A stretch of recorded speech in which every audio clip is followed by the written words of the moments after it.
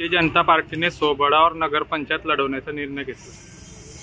आज इथे मुक्ताईनगर नगर परिषदसाठी भारतीय जनता पार्टीचे सगळे 17ही प्रभागामध्ये आणि नगराध्यक्षाचा फॉर्म भरला गेलेला आहे।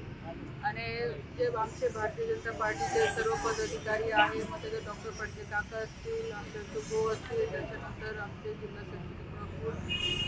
जे असतील, त्याच्यानंतर आमचे जयपालजी असतील, आमचा मोहन महाजन, सगळे आमचे पद अधिकारी, सगळे तालुक्याचे अध्यक्ष व सर्व भारतीय जनता पार्टीचे कार्यकर्ते आणि आदरणीय गिरीश भाऊंनी यांच्या सगळ्यांच्या माध्यमातून हा निर्णय घेण्यात आलेला आहे की मुक्ताईनगर शहरामध्ये भारतीय जनता पार्टी ही निवडणूक लढवेल। आणि त्याच अनुषंगाने भारतीय जनता पार्टीने आज उमेदवारी अर्ज दाखल केलेला आहे आणि मला पूर्ण विश्वास आहे की ज्या पद्धतीने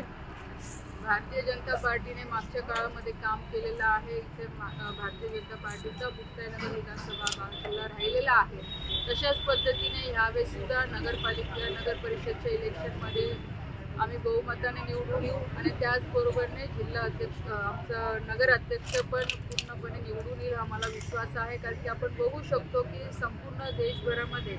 आदरणीय आपल्या देशाचे प्रधानमंत्री नरेंद्रभाई मोदीजी यांच्या नेतृत्वाखाली आपण बरेचशा राज्यांचे इलेक्शन भारतीय जनता पार्टी आज एनडीए म्हणून आम्ही जिंकताना दिसतोय। त्याचबरोबरने महाराष्ट्रामध्ये सुद्धा आदरणीय देवेंद्रजींच्या नेतृत्वाखाली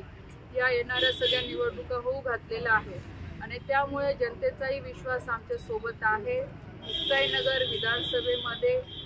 भारतीय जनता पार्टीला मानणारा आणि मतदार हा खूप मोठा वर्ग आहे। जर आपण बघितलं असेल की लोकसभामध्ये तिसऱ्यांदा मी इथून निवडून आलेली आणि नेहमी मला 40 ते 50 हजार 60 हजारापर्यंतचं लीड मुक्ताईनगर विधानसभेमधनं मिळालेलं आहे आणि मी ह्या निवडणुकीची स्वतः जबाबदारी घेतलेली आहे। इथले स्थानिक म्हणून, ह्या विभागाची खासदार म्हणून, मंत्री म्हणून मुक्ताईनगर शहर मी स्वतः